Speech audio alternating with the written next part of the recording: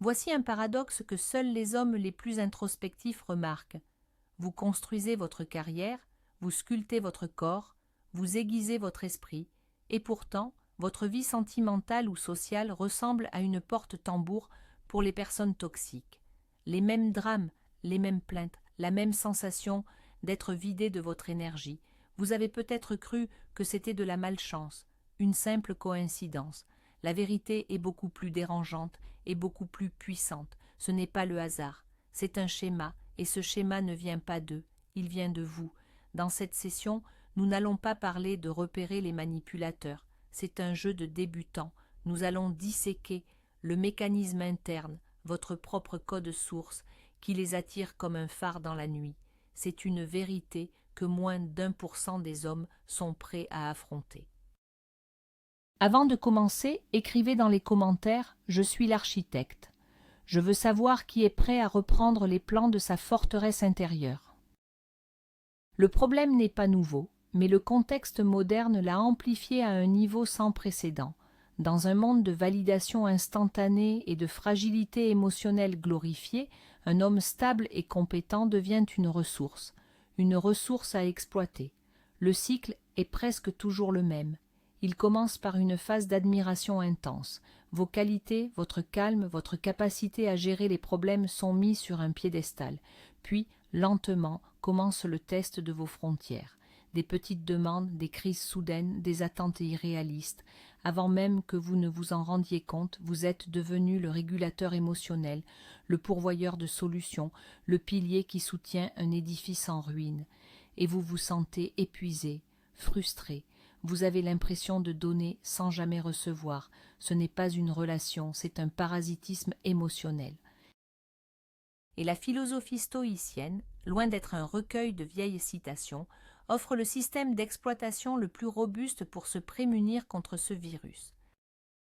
Bloc 1. Le mythe du sauveur, votre plus grande vulnérabilité.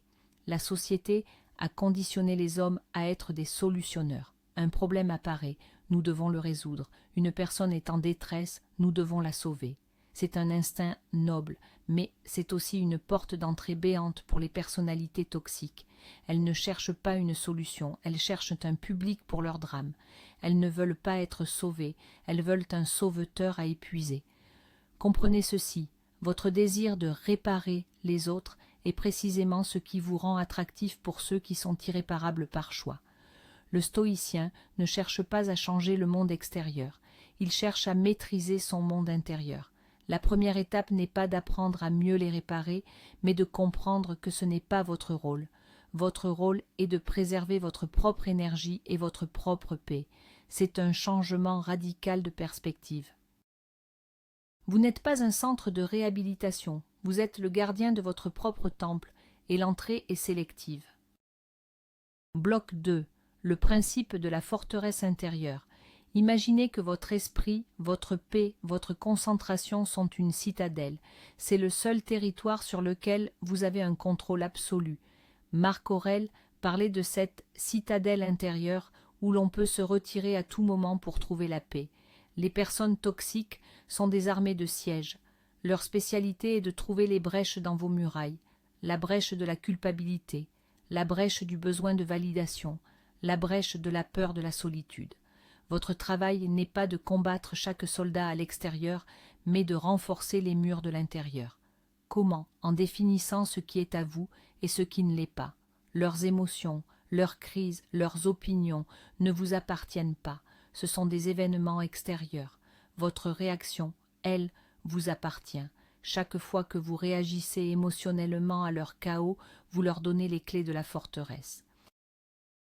Le premier acte de pouvoir stoïcien est de reprendre ces clés, de déclarer votre monde intérieur comme un territoire souverain et non négociable. Bloc 3. L'arme de l'indifférence préférée. C'est l'un des concepts stoïciens les plus mal compris. L'indifférence stoïcienne n'est pas de l'apathie ou de la froideur. C'est un système de triage intelligent pour votre attention et votre énergie. Les stoïciens divisaient les choses en deux catégories, ce qui dépend de nous, nos jugements, nos actions, et ce qui n'en dépend pas, tout le reste. Les personnes toxiques opèrent exclusivement dans la deuxième catégorie. Leurs drames, leur passé, leurs accusations sont des indifférents. Mais parmi ces indifférents, il y a ceux que l'on peut préférer. Par exemple, la santé est préférable à la maladie, mais si la maladie survient, elle ne doit pas détruire notre paix intérieure. Appliquez cela aux relations. La compagnie d'une personne saine est un indifférent préférable. La compagnie d'une personne toxique est un indifférent à rejeter. Vous ne la détestez pas. Vous ne lui souhaitez pas de mal. Vous la considérez simplement comme non pertinente pour votre mission de vie. Vous la traitez avec une neutralité polie, comme un obstacle sur la route que l'on contourne sans émotion.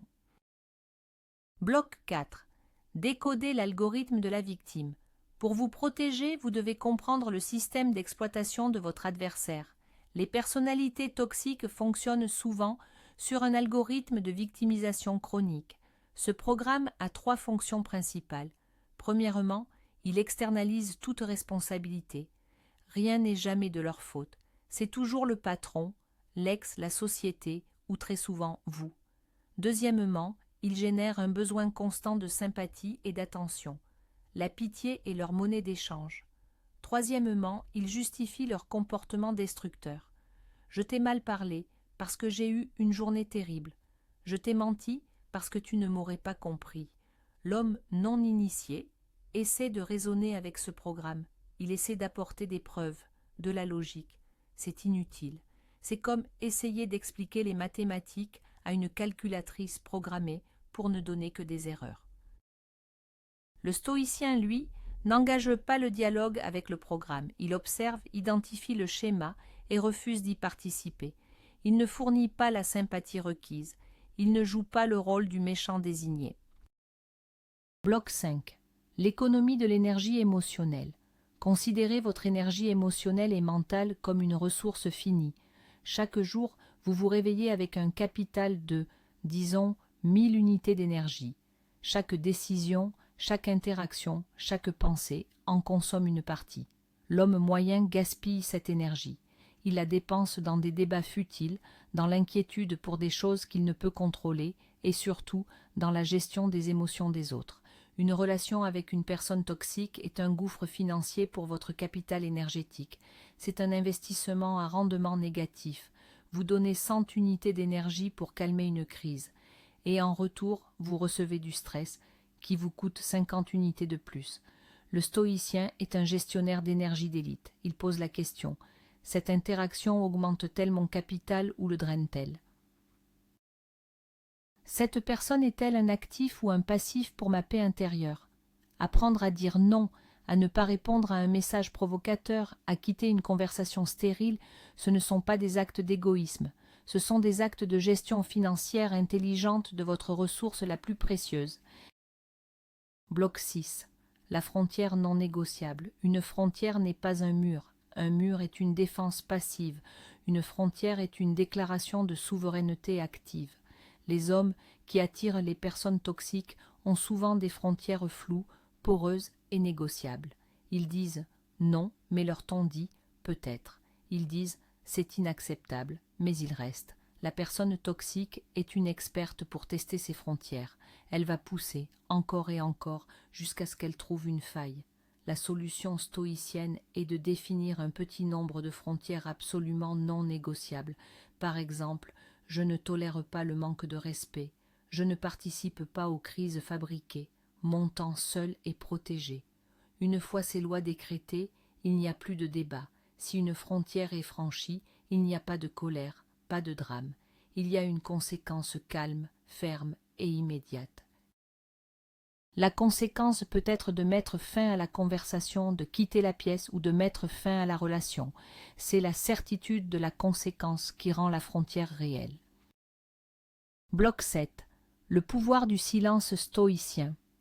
Dans un conflit avec une personne toxique, votre instinct vous pousse à vous justifier, à argumenter, à prouver votre point de vue. C'est un piège. Ils ne cherchent pas la vérité, ils cherchent un engagement émotionnel. Ils veulent vous voir perdre votre calme. Votre frustration est leur victoire, votre colère est leur nourriture. Le silence stoïcien est votre arme la plus puissante. Ce n'est pas un silence passif ou boudeur, c'est un silence actif, conscient et contrôlé. C'est un refus de participer au jeu. Face à une accusation absurde, au lieu de vous défendre, vous restez silencieux et vous les regardez. Ce silence crée un vide. Et ce vide, ils sont obligés de le remplir, souvent en révélant encore plus leur propre irrationalité. Le silence communique le message suivant. Ton chaos ne peut pas pénétrer mon calme. Tes paroles n'ont pas de pouvoir ici. C'est déconcertant pour eux. Ils sont habitués à ce que les gens réagissent. En ne réagissant pas, vous leur retirez tout pouvoir. Vous devenez un miroir qui leur renvoie leur propre toxicité. Bloc 8. Rejeter le fardeau de la preuve. Une tactique courante de la manipulation est d'inverser le fardeau de la preuve. Ils font une affirmation sans fondement et soudain, c'est à vous de prouver que c'est faux. Tu ne te soucies pas de moi. Maintenant, vous passez les 30 prochaines minutes à essayer de prouver votre affection. Tu l'as fait exprès pour me blesser. Maintenant, vous devez prouver vos intentions. Le stoïcien refuse ce jeu. Lorsqu'une accusation est portée, il ne l'accepte pas comme une vérité à réfuter. Il la considère comme une simple opinion émise par une autre personne, une opinion qui n'a de poids que si vous décidez de lui en donner. La réponse stoïcienne n'est pas une défense frénétique, mais un simple questionnement. Qu'est-ce qui te fait penser cela? Ou un simple rejet. Je ne vois pas les choses de cette façon. Vous ne prenez pas le fardeau qu'on essaie de vous imposer. Vous le laissez là où il est, aux pieds de la personne qui l'a créé. C'est un acte de libération mentale. Vous n'êtes plus l'accusé dans le tribunal de leur insécurité. Bloc 9. Le principe de l'action. Juste, pas de la réaction. La vie d'un homme piégé dans un cycle toxique est une série de réactions. Elle crée un drame, il réagit.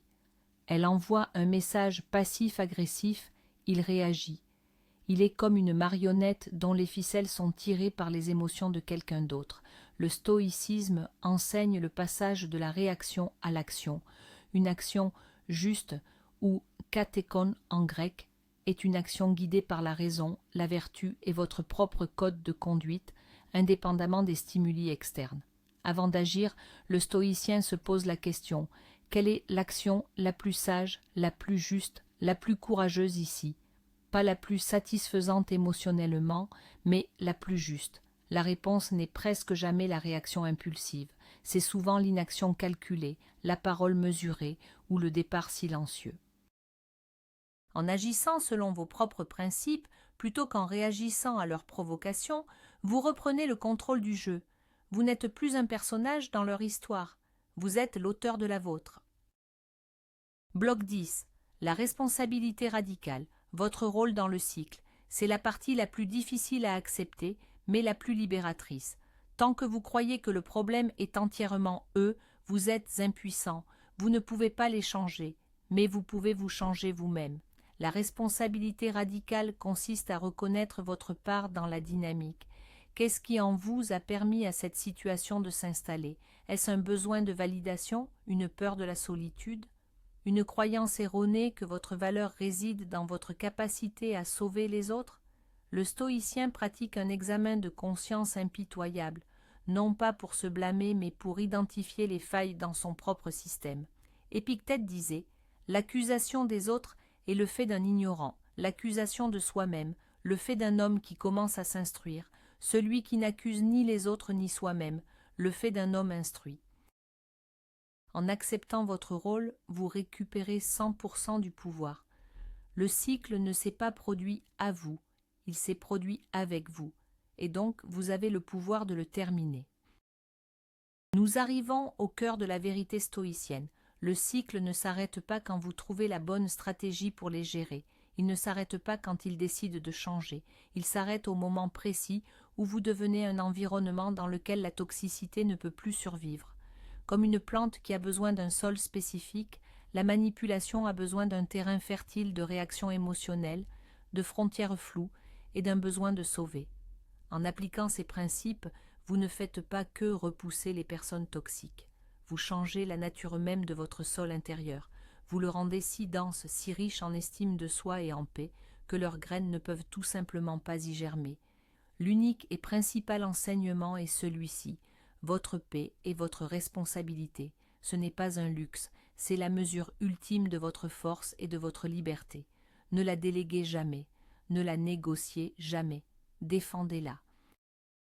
Merci d'avoir investi cette heure dans votre propre souveraineté. Si cette analyse a résonné en vous, abonnez-vous et rejoignez cette communauté d'hommes qui choisissent le contrôle sur le chaos. Maintenant, je veux que vous me disiez dans les commentaires quel est le premier principe stoïcien que vous allez appliquer dès aujourd'hui.